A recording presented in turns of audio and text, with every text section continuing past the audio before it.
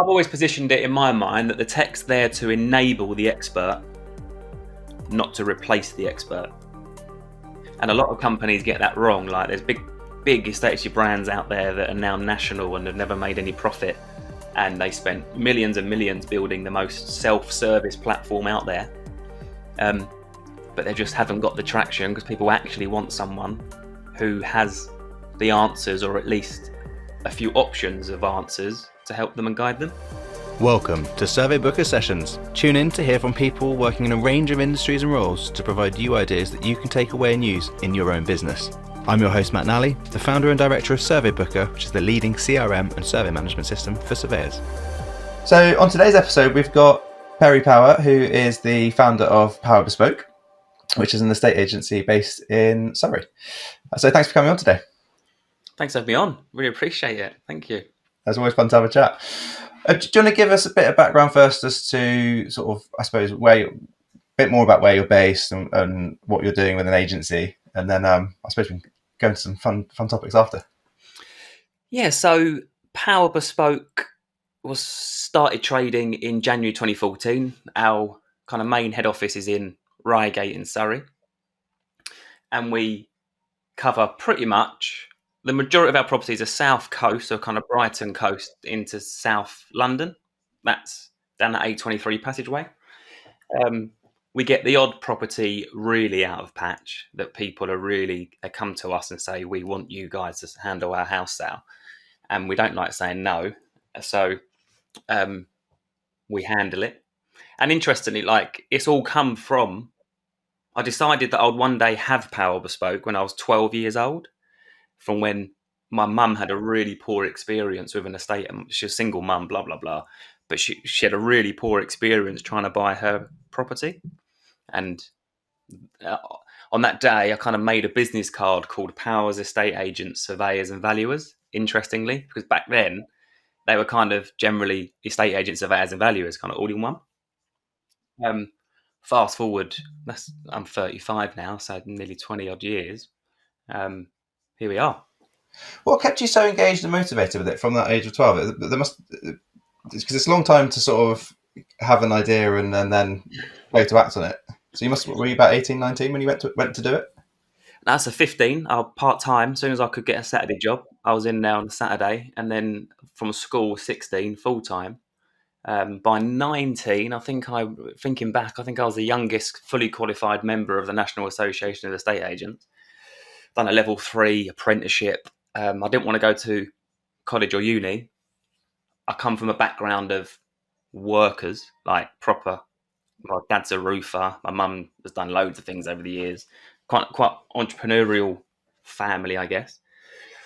And yeah, I think now, looking back, I think I'm going to be doing like an autism test because I think I'm slightly autistic. I'm definitely number autistic. Like,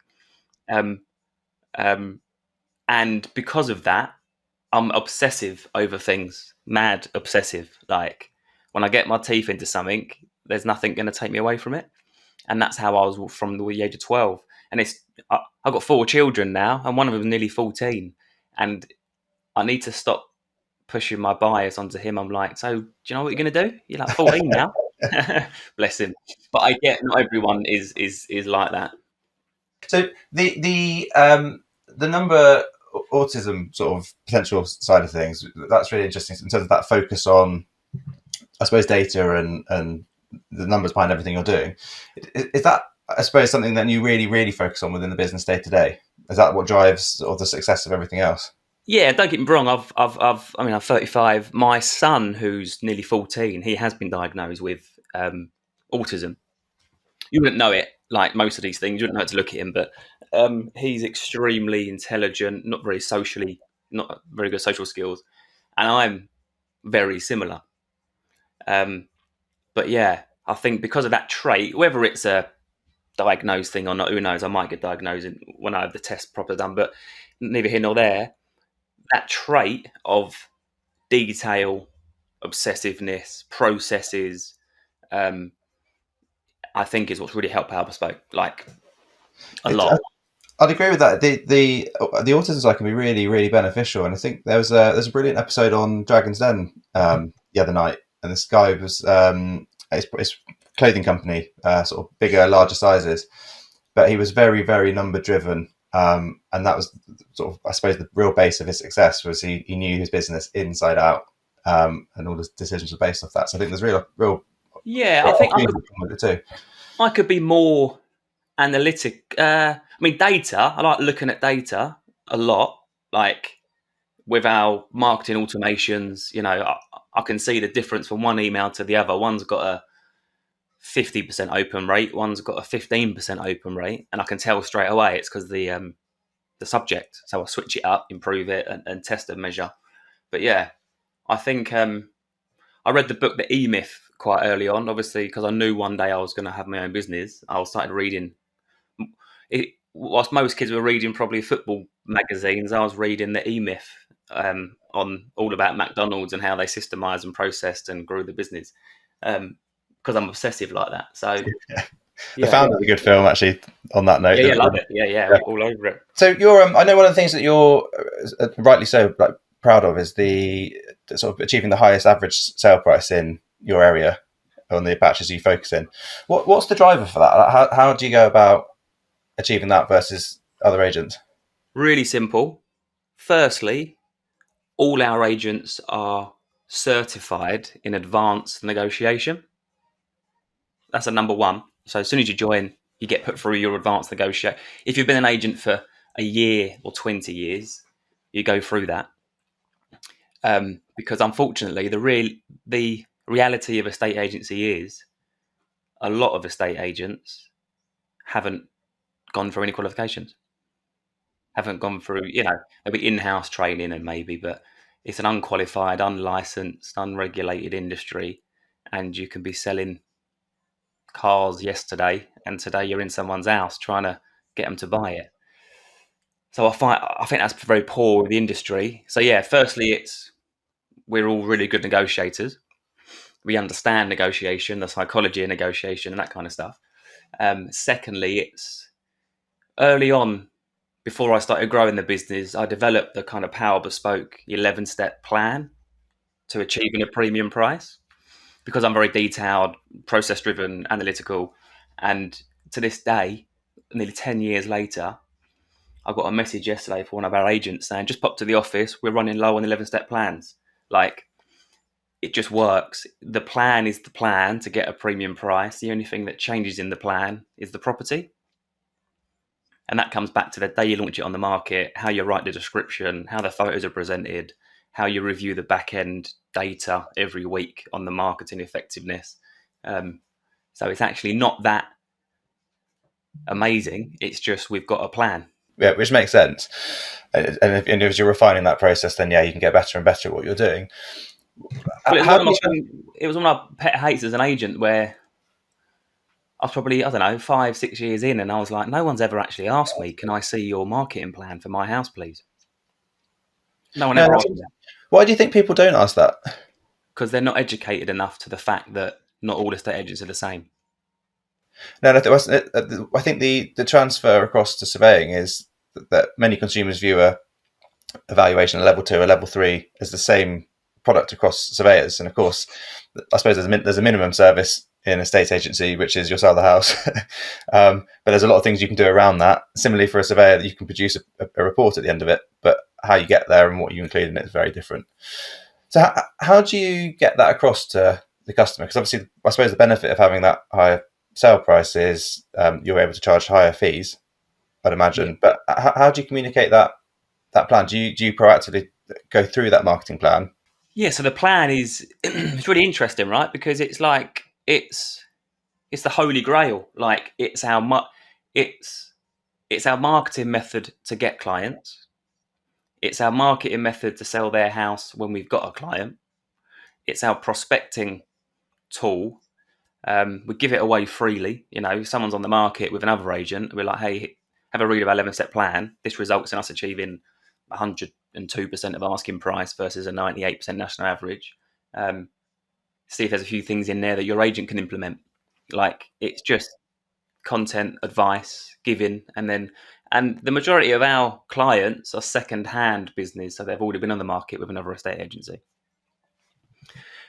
because we don't get in, we don't get drawn in on this. You know, a big part of the business model, purposely to be quite spread, is that we haven't got to play the game when the local agents in the town or one local agent is starting to pull their fees down to 0.5% because the market's tightened up. We don't get involved in that. We just let them crack on because we've got stuff coming on at 2% in Sutton or 2% in Brighton.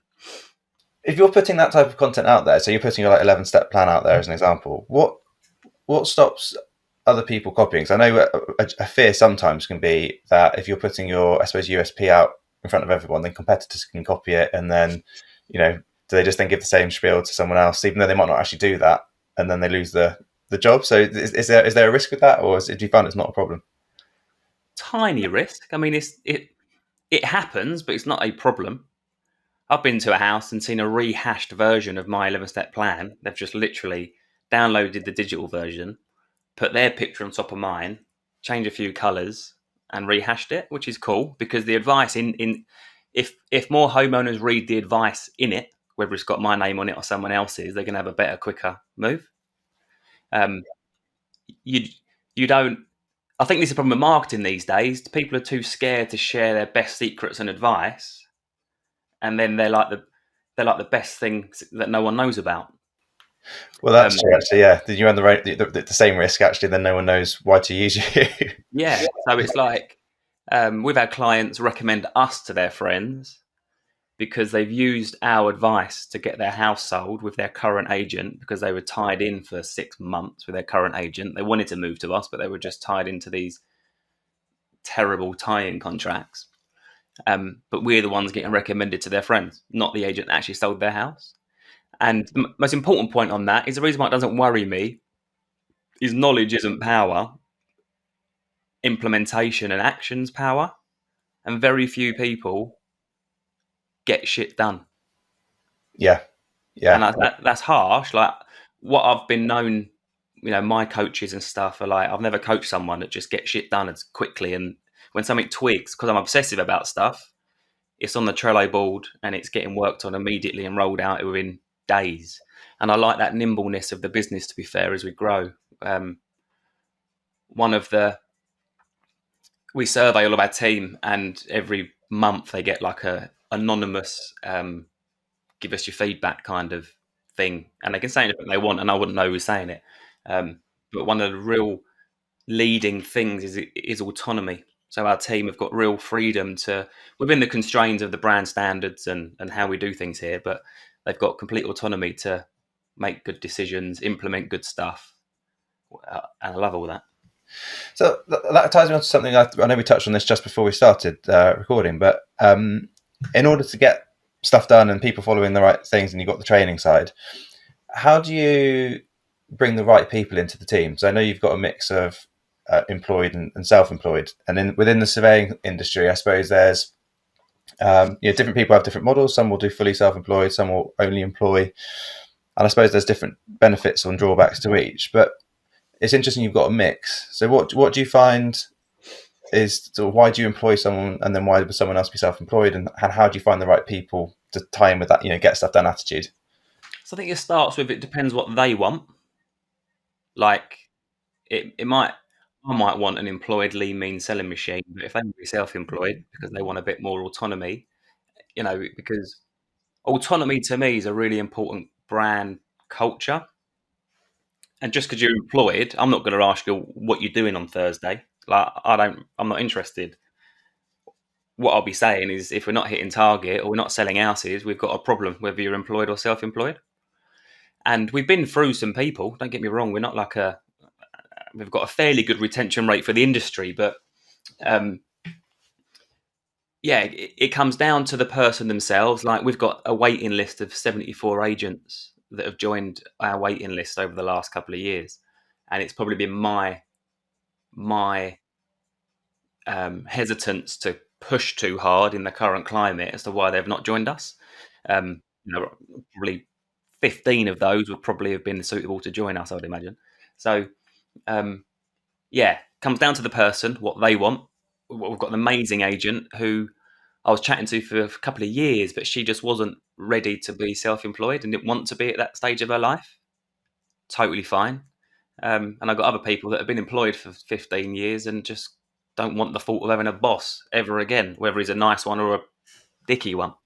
So it doesn't really matter to me. It's the person and if they produce. I think there's a bit of there's a misconception that you go self-employed, you get all this time in the world to do what you want and no one to answer to.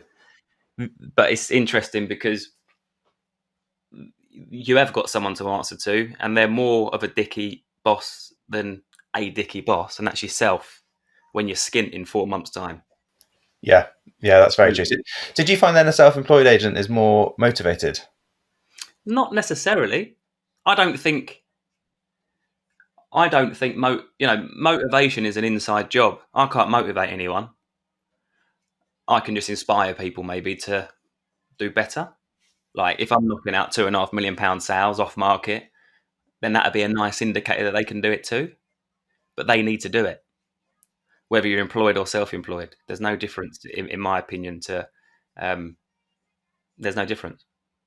You could just probably earn, even the earnings. Like, I don't really. To me, this whole self-employed thing it's certainly in the estate agency industry got off to a great start because everyone's, oh my god, yeah, I can get rid of the boss. But when they realise that being self-employed is a blessing and a curse all in one, and the thing is, generally people, when it's not their fault, but if they're not disciplined, a lot of people, the employment structure gave them the discipline. When they remove that, they're actually not that disciplined. And they're better served to those people to stay in employment and keeping them confined. Just find a good boss that don't care what you do when you do it, as long as you do it, rather than 8 o'clock meetings every morning about a meeting happening next week. Try and cut away all the crap stuff about employment. Remoteness, freedom of location, don't care what time you start or finish. Like, we're a sales, I don't like that term for our industry really, but we are a sales industry. And so it comes down to, if in 2 or 3 months you're not hitting target, then whose fault's that? I'm here to help and advise, but you've got to come to me. I ain't going to knock your door down and say, look, you've underperformed last month. You should know that and come to me and say, I've underperformed last month. What do I need to change? That's the same if employed or self-employed. I suppose one of my the other things I've looked at a lot with what you do, and I think we've discussed it before, is sort of content, and you put a lot of social content out. Whether that's about the 11-point plan, or whether it's just more general stuff in terms of market updates and so on. I suppose why do you do it? Does it bring you a lot of business in over time? I imagine it's not like an immediate silver bullet. You put one thing out, something comes in. But have you found over the time it's helped to get your name out there and get people in? Yeah, so I'm about to take on a £1.5 million house next week from somebody that I've never met in my life. Don't know even how I'm friends with her on Facebook. But a friend of hers is struggling to sell their house. And so she messaged me and she's like, I'm sure you guys can sell it. And that's just through. The thing is, for social, for me, the rule is when you're looking at what to do on social, you've got to ask yourself, what do I want to put out there? And that's mad, isn't it? But do you want to put out there stupid videos of you having like humorous content? Or do you want to put out there properties that you're selling? Or do you want to put out there help and advice for people? So mine's always been help and advice for people. I imagine that engages people more because they can relate to that. Yeah, I mean, the trouble is 99% of the world ain't interested in property right now.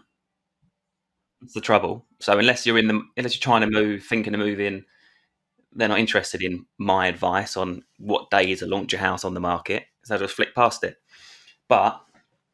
And my content creator guy, that he's like, we need to start doing a bit more topical stuff. And I'm like, I get it, but I don't really want to do a video on Miley Cyrus particularly, like to keep up with trends that stuff's going viral and stuff. So I don't want to be a view and likes what's the word, chaser, or yeah. I'm not chasing that. As long as the content is quality for somebody that's in that position right now, then I'll put it out. And it's a real slow burner. But for me, it's all about visibility and the subconscious mind. Like, keep peppering those people's subconscious mind, and they won't know it. But by the time they need something to do with property, you're going to come from their subconscious to to the forefront of their mind and drop you a message. And it just produces so much content for prospecting as well. If a client rings me, I'm stuck on the market, I'll flick him a link to a YouTube video or an advice video that will help them, helps my time management, helps with so many things. And I suppose that's part of what you can then send out when you first engage with someone as well. You can put them towards that content, so if they have got questions about certain things, there's a whole library of stuff to refer to. Yeah, so our 11-step plan, I've got 11 videos on YouTube breaking down each step. That 11-step process is a playlist. So if someone wants to sit there and watch all 11, they're welcome to. If someone rings me and says, I'm stuck on the market, got any ideas, I'll obviously help them, but I'll send them a link to step 6 of the 11-step plan on what to do if your house stagnates on the market. So it's rich content, and video hasn't got to be video, but for me, it's quicker and easier. I'll spend 2 hours a week doing video and then do nothing else. So I'll send it off to my editor. He edits it, posts it, rehashes it, and all this kind of stuff, repurposes it. And so it'd take me 2 hours to write an article because I'm terrible at writing. Well, if not longer, because you've got to come up with the article idea, which, okay, fine, you have to do for the video. But then you're right. Then all that. So he's, again, every week he'll give me a list of topics that are high search terms, trending at the minute. And it's great because then get a good piece of content out there that's got high search traffic on Google or YouTube, and that just compounds over time. I think that's the other important thing. Like, I'll still do prospecting on the phone because I'm an old school estate agent deep down, but that don't compound over time. You ring someone, you have a conversation, that's the end of it. Yeah. Put content out and it compounds. I think some of my videos on why you should have a for sale board when selling your house has got like 40,000 views since I posted it, and that'll keep growing. Yeah, that's the thing. It's still working for you, isn't it? Constantly. Yeah, I like that. Are there well, yeah, I agree with the video side. I think when you're looking at the same content, we could write this whole thing out that we're doing now rather than put it out as a video, but most people aren't going to want to read through a massive script of what we've said. And I think it's the same for, blog posts are great and they do have value, but I think when most people are online and they're just scrolling through stuff, it's hard with the noise to sort of move away from other videos that are popping up in your face and then going through to an article and then and spending a few minutes on it. So I think you can get the message across quicker. Yeah. I mean, I think there's 3 types of content: video, audio, written. The trouble is with video is the only one that you can get all 3 forms of content from one bit of time spent. Yes. So you might as well do a video, have that out there, whether you're good or bad on video, it's fine. Doesn't matter whether you're good or bad, whether you like it or don't like it. And then you can get the audio extracted, and then you can get the words into a blog easily enough using a transcription service. And if you really don't want to do video, just do audio, and at least then you can then get those made into little kind of voice clips that you can post on social, so your voice is being heard but your face ain't being seen. So yeah, I think it's important that content is put out there. I don't think there's this ideally video, but lots of people don't do content because they don't want to do video, in which case I say to them, fine, no worries, just do audio, voice note into your phone, and then put that out there. Yeah, and you can always build up to that later once you start seeing the benefits. I think another aspect I wanted to talk to you about, and I don't think there's much way of segmenting off this the last one, but you focus a lot on customer experience, and I know there's a lot of tech that you use behind that. How do you decide when to implement tech? When's it appropriate and when not to? Because there's got to be a balance. I think there's a fear sometimes that tech is full automation, you lose all connection with the customer, and actually that's for me not the point. It's about taking time back to be free. But so there's 2 questions that I run through when I'm looking at something, and we can automate anything. I can automate my kettle boiling when a sale moves to sale agreed. Like, it's almost limitless. But there's 2 questions I run it through. Can we automate it, first and foremost? And the answer to that normally is yes. And then the second one is, should we automate it? So There's some things that shouldn't be automated. I get it. And I'm not a fan of death by form. So everyone seems to have gone death by form. Let's trigger that, text them a link to that form, and it's like, maybe you shouldn't automate that and have a deep conversation with the client about that thing, but automate that thing instead. Yes. So yeah, can you, should you? And yeah, I was speaking to a colleague of mine who is in another agency, talking about post-viewing feedback. And we'll touch on client experience in a minute, because I want to talk a bit more on that quickly. So, but you got me started now. But it's interesting because two businesses automate the same thing, but in completely different ways. So post-viewing feedback, every single morning at 9 a.m. following someone has viewed a house with us. So the following morning at 9 o'clock without fail, they get a text message. So it's, hey Matt, it's only Perry at Power Bespoke. Just touching base, see what your final thoughts were on 24 Balkan Road yesterday. So at the viewing, they might have said, I love it. And I'm always a fan of go home, sleep on it, chew it over, and let's chat in the morning. Or they might say, I hate it, road's too busy. But then they might go home, sleep on it. I think, do you know what? It's a really good size flat. Let's reconsider this. And that's automated as it looks like I'm sending it, but I'm not. It's an automation. I've had replies at 9 o'clock on a Sunday morning saying, wow, you're working on a Sunday, but I'm not. It's automated. But the point is, I like conversational automation, whereas this other company send the automation at, I think, 10 minutes after the viewing. To me, that's too soon. And their automation is, can you please click this link and fill out this form about your feedback? So you can automate everything, but how? Actually, interestingly, can you, should you, and then how, I think, is another addition to that matrix to send it through. Yeah, true, because it's a very good point that there are many ways of automating the same process with very different ways of engaging the customer or how you get involved with it. Yeah, and then things like, I think it's important to, you've got to ask yourself a question, is this guaranteed to get done on time, every time, by a human? And if the answer is no, you should automate it. So I'm really deep on our net promoter score. So I think it's a really good metric for any business. Some people love it, some people hate it. But we've got like at 6 touch points of the client journey, we kind of survey, I guess you can call it, the net promoter score at that time. And you can see, and it fluctuates. Just after launch on the market, it's really high because they're like, the photographs are amazing, blah, blah, blah. 8 weeks later, it might have dropped because they might still be on the market for sale, or it might have been really high because they're under offer over asking price. 12 weeks into a conveyancing process, it might be low because they're just getting really cheesed off with the time it's taken. But then 2 weeks after completion, so they've moved in, all the stress is out of the way, they've got the keys, they moved in. That's the one I'm most interested about. And that's the one that's constantly high, which I'm really pleased and proud of our team for. Like, ridiculous, 96 net promoter score. It's huge. It's up there with Apple, and we're obviously a small business. But before we start to grow too much, I wanted to get those foundational things in place. For those that don't know what a net promoter score is, that's, I suppose, a measure of customer feedback and sentiment. Yes, one question, which I like simplicity. I mean, I'm really simple. On a scale of 1 to 10, how likely is it that you'll recommend Power Bespoke to a friend or colleague? Perfect. And then you ask that multiple times throughout the process. Yeah, the same thing, yeah.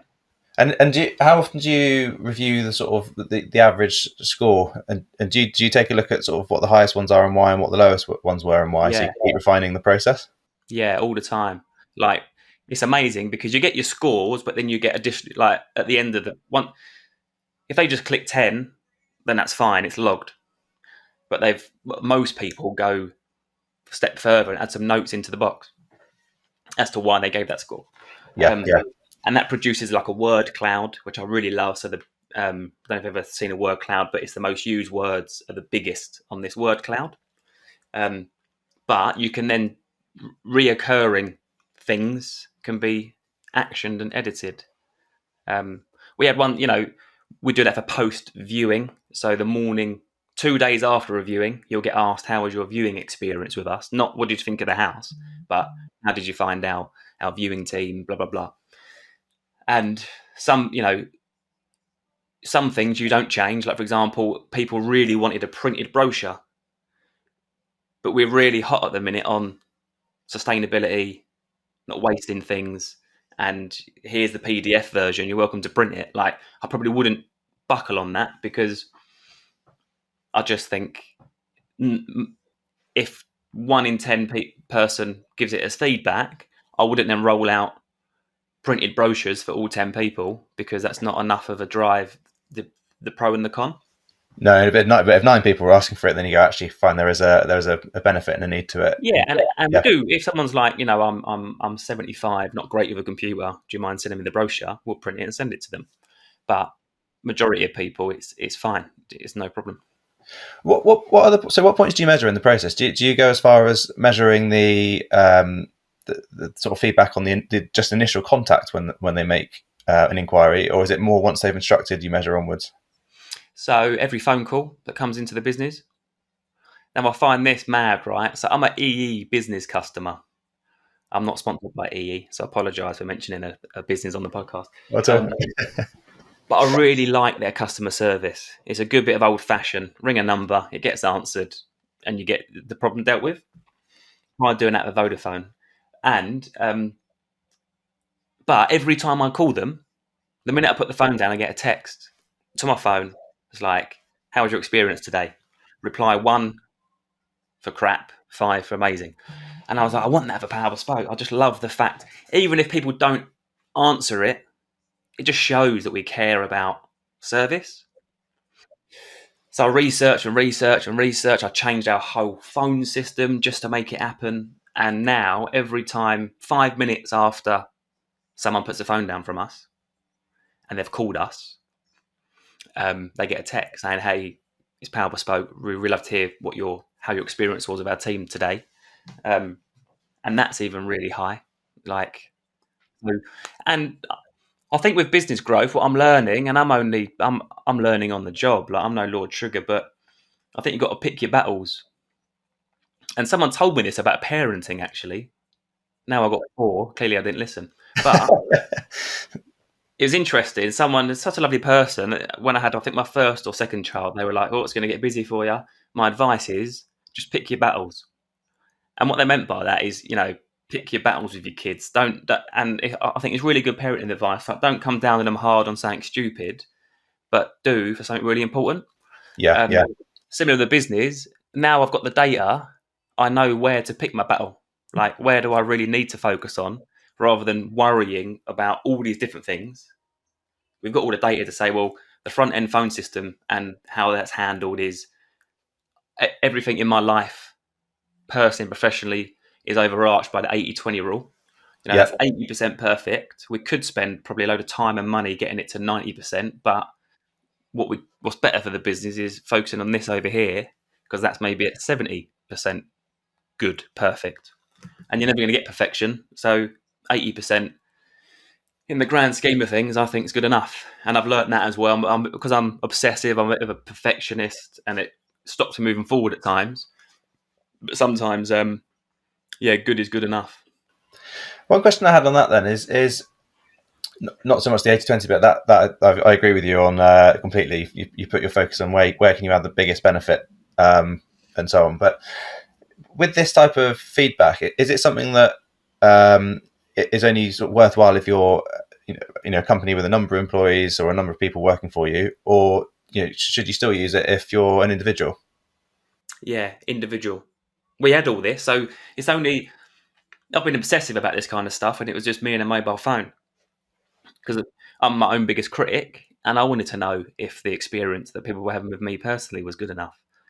All these automations that go ahead, post appraisal. So if we've been out to give someone advice, the next day it's like, hey John, you met Steph yesterday, really keen to hear what your thoughts were on the advice you were given. Those go out when I go and see a client as well. Like, it's not just for the team, it's for me personally and the brand. but we had all this built when it was just me. It's only that as we grew, we managed to move on to a more sophisticated kind of tech platform and CRM system that now it's completely. Back in the day, I had an assistant manually adding people to a NPS when a sales agreed on their house. So yeah, from day one, I believe get the foundations in. What's important to you and your business metrics, and start as you mean to go on. Because otherwise, you're going to get to a size, and then it's going to be so hard to implement. Yeah, that's actually a very good point. It's not only hard to implement in terms of making those decisions, but you've got to change a lot of people's mindsets that haven't had to use something for forever. Speaking to my business coach and mentor, like change implementation is one of the hardest things for bigger businesses to do. Yeah, and there's a lot more to change and knock-on effects and things that link in then. And even now, for us with a team of 12, you see, I'm a bit of a problem because I love change, but I've kind of forgot to remember that many people don't. And as much as our cultural fit is, nimble, innovative, change quickly, blah blah blah, it still throws people off a little bit. So I've had to tone it down a little bit. So my final question then, I suppose, on the customer experience side, before I've got one other topic I'd like to cover, is what are your shouldn't be automated? Like, which are the touch points that you should definitely be on the phone and speaking to the customer? So obviously visiting the property and the client in the first instance. The weekly client updates. So part of the 11-step plan. Step 7 is the Monday deep client update. You can't, we semi-automate that. So what we do on a Monday is we send them a nice 5-6 minute Loom video, because we can cover more on that than on the phone, and we can show them stuff. Look, yours is performing way better than this house on the market. So I know viewings have dried up, but don't worry. Let's give it another week and see what happens. So we send them that and then say, look, there's a quick overview update of where we're at, performance or marketing, that kind of stuff. Give us what time you're free to jump on the call and we'll talk it over. 9 times out of 10, they don't want to talk. They're like, really appreciate the update. Thanks for that. So technology can really, I'm a geek, but I'm also lucky enough to have been started in the industry when there was applicant cards in a box that you had to, you got your hot box and stuff. So I got taught the old school way, and at times the not so professional way. But just at a time when tech was coming through, and I feel like I'm in a rare position to be able to mix the two. I'm 35 now, so people coming through in their 20s are probably thinking all about automation, and why would I do that when I can tap a button? People in their 60s probably find it a lot overwhelming. They're still very archaic and stuff. So, yeah, when not to is when we never discuss price over message. We use instant messaging a lot. Clients love it, but the rules internally don't never discuss price over a message. Even if they want it, they're like, if they increase their offer, let me give you a call. We'll have a chat over it, because things like that need more of a discussion. And that's a very key point. Yeah, I like that. But yeah, automation has a very key part to play, I think, in terms of, if you don't automate certain parts, then you aren't free to have those calls, when you're having the calls, you're delayed from doing it. So I've always positioned it in my mind that the tech's there to enable the expert, not to replace the expert. And a lot of companies get that wrong. Like, there's big estate brands out there that are now national and have never made any profit, and they spent millions and millions building the most self-service platform out there. But they just haven't got the traction because people actually want someone who has the answers, or at least a few options of answers to help them and guide them. I was liken it to, you don't, when you need a tooth out, you don't get the pliers and pull them out, do you? Like, you go to a dentist. When you need the best price for your house, you could get pliers and yank out your own tooth. You're probably unlikely to, because you want the dentist to do it properly. Same with selling your house. When you want it sold for the best price possible, have somebody there to help and advise. Same with surveyors. They could send and we have this a lot, send your stepdad round who's built a wall once in his life, and it all goes wrong. Like, Yeah. get an expert. Yeah, exactly. And then everything else is more streamlined. That brings me on nicely to my the last topic I wanted to discuss, which was, I suppose, surveyors and agents and how they work together. I always hear a real mix. There's some agents that love to refer surveyors and work with them because the benefit potentially is getting the sale over the line because the customer or the buyer, sorry, is happy that the property's fine. But then I hear others sometimes maybe say that it's like a turkey waiting for Christmas.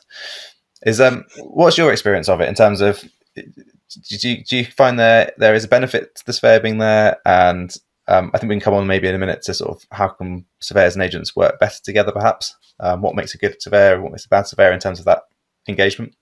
Yeah, so I advise all buyers, whether the sellers like it or not, to have a survey done.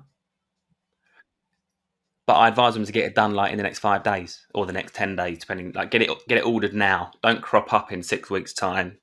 And your mate down the pub suggested you should probably get a survey, and we're all about to exchange, and now you're having a survey done. So my advice to buyers is, get one done. The collaboration, I think that there could be a lot more collaboration between agents and surveyors. I'm a big fan of selling houses like warts and all. That's how I call it. You ain't going to hide nothing. It's going to come up in the end.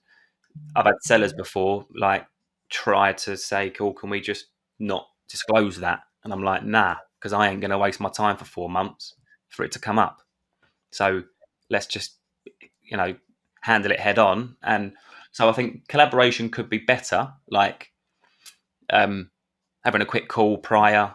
Anything you've noticed there, surveyor ringing up, anything you've noticed, oh yeah, there was a little crack, but I think it's a hairline crack. I don't know about you, but have a good look. Like, just adds. I think most agents are scared. They're like, oh my God, here we go. We're going to have a house is falling down. But I also think survey reports could be broken down into a bit more plain English for the buyer. Okay, so what bits do you think aren't plain English? Because I see a lot of surveyors say, we write reports in plain English, so no jargon and so on. But I think there is a challenge when you use certain terms every day and you're writing reports all the time to sort of potentially be objective. How plain free are you? Jargon free are you being? What are the bits that you're seeing that potentially confuse or cause issues? I think some recent stuff like the traffic light thing, the traffic light signals on the reports.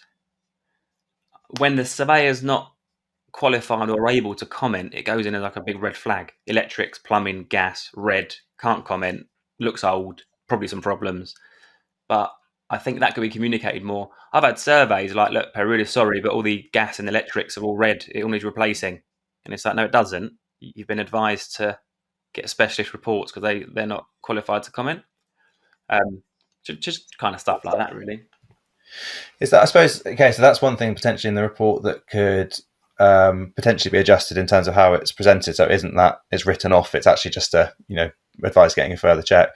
Is that something that potentially surveyors could, as well as in the report, bring up with the customer before they read it as a summary so that it helps? I've had some really...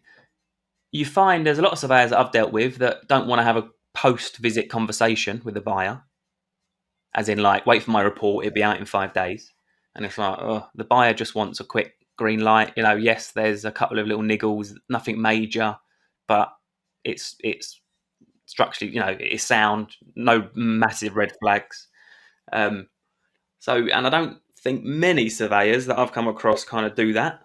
I think there's a fear at the moment of claims, and so potentially saying one thing, it all looks okay from initial looks, we'll come back to you obviously with a report, and the fear that maybe something gets picked up later, but the buyer's committed something in the meantime based on that phone advice. And I think there's a real hesitance around claims. I'm sure there's other reasons as well, but what would be the benefit if surveyors were to give that initial call? Like what for you do you think is causing an issue there in terms of that wait without initial speed? Transactions are at their all-time slowest. Now, I'm not 5 months, I'm for accepted to completion. I'm not for a second saying that's down to surveyors, but if it's, I don't know, we're seeing like some surveying firms a 2-week, 3-week lead time to get someone in. And then if it's 5 days lead time to get the report out to them, and that survey, because the buyers decided last minute to get it done, then all the pressure goes on the surveyor when it's got nothing to do with them. It's just that they weren't instructed soon enough. But that could help speed things up a little bit, maybe. Here's my initial thoughts. Don't record the call because it ain't to be relied upon, because I'm going to go and write up my report and send it to you. That could be quite beneficial, I think. Awesome. Okay.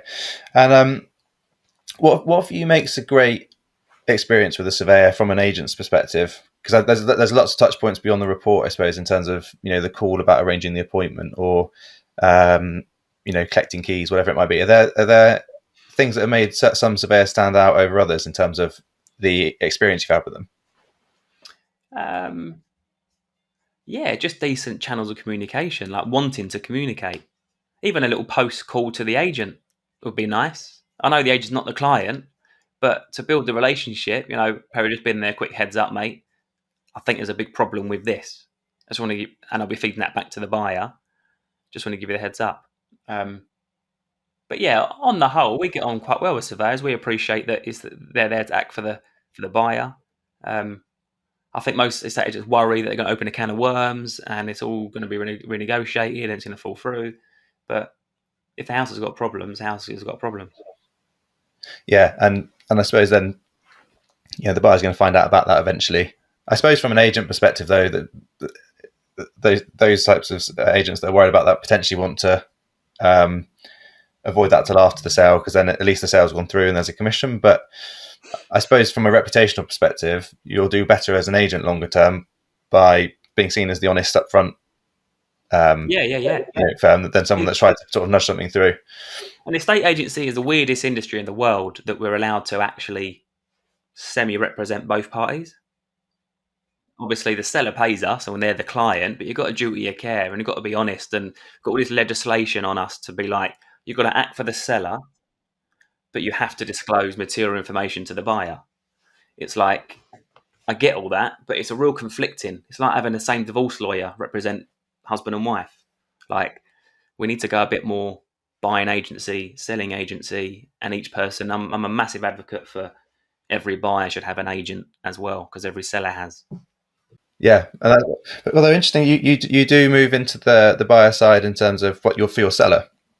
So when that you can help negotiate. I've got a bunch of clients signed now where I'm just acting as their buying agent, because everything that I've learned over 20 years is just as relevant to a buyer than as it is a seller. Obviously, you can't act on both sides of the transaction, but I've got buyers that are looking to buy a 700 grand house in Brighton. We ain't got nothing in Brighton, but we're going to help them find something and negotiate it and help them with the right survey recommendations and solicitors and post-survey potential renegotiation if needed and that kind of stuff. So there's an opportunity then, I suppose, for surveyors to try and find buying agents in that respect. I know it's not a massive thing in the UK like it might be in the US, but potentially an opportunity to work together there. Yeah. Because obviously you're on the same side there in terms of what you're trying to achieve. Yeah, exactly. Anything else you want to wrap up with, or I think we've covered all of it? Yeah, I think I've waffled long enough. As have I. But yeah, no, thanks very much, and I look forward to speaking again soon. Cheers, take care.